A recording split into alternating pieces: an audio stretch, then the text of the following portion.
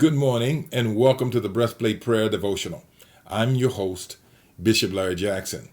Today we will discuss the brazen laver. Now in the previous lesson, we discussed the brazen altar.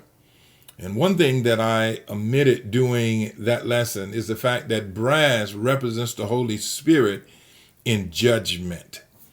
The altar was a place of judgment, of sin and of guilt.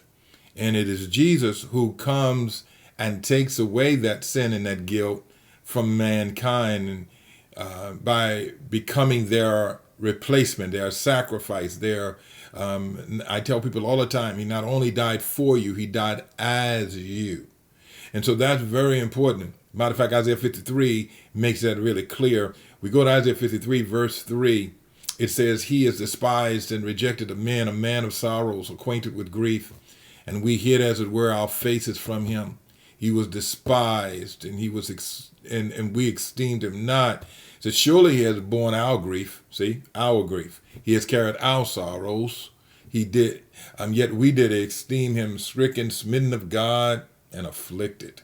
And says he was wounded for our transgressions. He was bruised for our iniquities, and the chastisement of our peace was upon him, and with his stripes we are healed. And so all of that is there so that we can understand that Jesus took on all of that judgment that was meant for us, and that brazen altar is dealing with the fact that the brass is representing that judgment. So once the priests performed their duties of offering the sacrifices, they were required to wash all of the blood and anything that was associated with the brazen altar off of them. They could not now go into the tent of meetings, which were headed that way, in that direction. They couldn't go in there with anything on them that was soiled. And so they had to wash. It is the brazen laver. At that place, we start seeing the separation between the priests and the people. Now remember, the tribes could come into the gate. They could come into the court area. They had access. So they could bring their sacrifices to the priests, and the priests there would now what? Perform the sacrifices for them. But they had nothing to do with the laver. Not one blessed thing. The laver was for the priests only. Now watch this. Exodus chapter 30 and verse 17, the Bible says, and the Lord spake unto Moses, saying, thou shalt also make a laver of brass, and his foot also of brass, to wash thereof. And then he says, and thou shalt put it between the tabernacle of the congregation and the altar, and thou shalt put water therein. Okay, so it is the next piece of furniture that you see right after you come into the gate. You see the brazen altar, and then you'll see the brazen laver. So it's in between the two, the tent of meetings, or the tent of the congregation, where God is saying, and the altar. For verse 19 of Exodus 30 says, for Aaron and his sons shall wash their hands and their feet thereat. He says, when they go into the tabernacle of the congregation, they shall wash with water, and that they shall not die.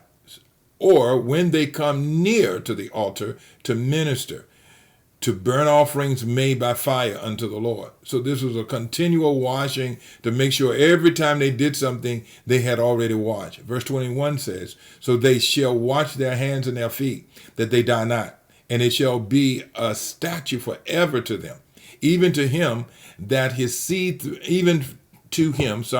and to his seed throughout their generations. So it's not just for them, it's for everybody that will become a priest after them shall do the same.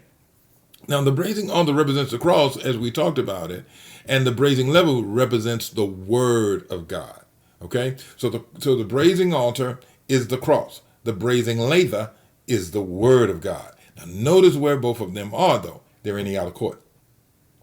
They're still in the outer court. We haven't moved into the holy place nor the holy of holies. So we're still dealing with an outer court relationship with God. This is interesting. So I embrace Jesus, and I embrace what he does on the cross for me.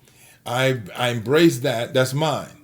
I'm saved. I come under that covering of the cross. Now I move into the word of God. Now, notice now it's in the outer court. Notice again that the word of God is now related to the Holy Spirit and brass. It's interesting. So it's dealing with brass. So therefore, it's dealing with judgment. Now, why? Now, notice this now. I want you to get this. When this priest is washing, this priest is also looking down into the water. It is said that the brazen laver is made from the brass mirrors of the women. Okay, so the laver was made from the brass mirrors of the women, and so the fact is significant because the priest washed, and their reflection could be seen, much like the Word of God, that will show us our reflection and deal with us while we are reading it. So we're reading it, but it is dealing with who we are in a type of judgment to say, you need to get this right. You're reading the Word and the Word is reading you, many have said. Matter of fact, the Bible says in Ephesians chapter 5, verse 25, it says, husbands, love your wife, even as Christ, what? Loved the church and did what? Gave himself for it. Well, that's the cross. That's the cross. That's the brazen laver. So it says, husbands, I want you to act towards your wives in the same way that Christ acted towards the church in giving his life for the church. But it doesn't stop there. It says that he might sanctify, watch, and cleanse it with washing of water. How? By the word.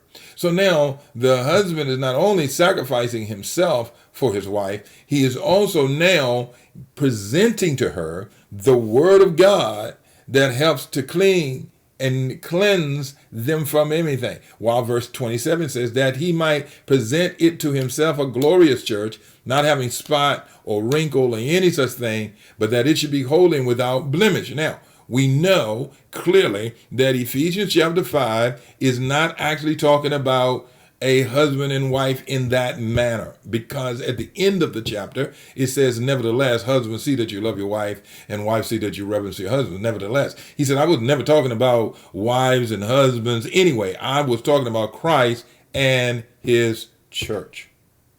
Okay? Christ and his church. So the next thing I want you to look at before we go any further here, I want you to check this out. Hebrews chapter 4 and verse 12.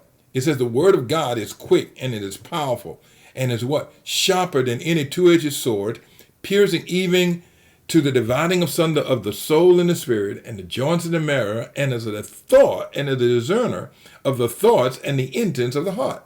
Now, so again, the word is piercing. It is dividing. It is checking us out as we're reading it. It is now dividing all of those things away that would hinder us from moving into the next level, which we will find is into the holy place as a priest. So again, this is the place of separation.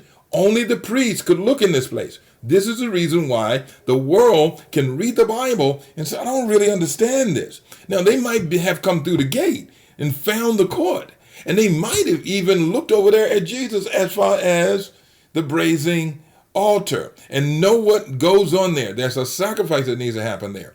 But that next part, at the laver, they don't understand at all, because the word is discerned by the Holy Spirit revealing it to us. Now, watch this. It is the word of God that removes the issues of our lives and changes and cleanses our conscience. And that's what's happening with this laver. Watch Hebrews chapter 10 again. Let's go back there. Verse 19. Now, if you notice in the last two lessons, Hebrews chapter 10 have been very significant. I would go and read that if I were you. But Hebrews chapter 10 verse 19 says, having therefore, brethren, boldness and enter into the holiest of all by the blood of Jesus. And now it's telling me that I can get to the next place because I've come to that first place, which is the brazen altar. Now watch this. By a new and living way, which he has consecrated for us through the veil, that is to say his flesh. Now all this is talking about the cross. Watch this. And having a high priest over the house of God, let us draw near. How? With a true heart in full assurance of faith, having our heart, what? Sprinkled from an evil conscience, and our bodies washed with pure water. Now, what's that evil conscience? How does it move? And how is the body washed? With pure water. What's that? Word of God. So Jesus is telling us through the writer of Hebrews, what? I am the altar. I'm the altar. I was on the altar of sacrifice for you. I gave my life for you so you could come. And I'm also the laver. I'm the Word. We know that. Why? In the beginning was the Word, and the Word was with God, and the Word was God. So the Word is that very thing that's going to help us to move forward. So as believers, we must be thankful for the cross, as I told you in the last, and we're also now to be thankful for the Word of God. Hallelujah. And we're offering our sacrifices of praise for both. That's what we are doing. So bless you. Thank you so very much for taking time and joining me today. As I said, I want you to continually bless the Lord for the word and for the cross. God bless you. And as always, hey, listen, let me tell you, come unto the throne boldly. The Breastplate Prayer Journal is a tool designed to increase your life.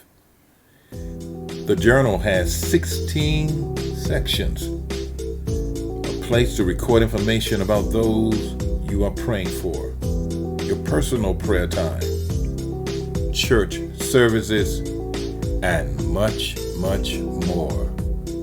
Visit BishopLarryJackson.com. Get yours today.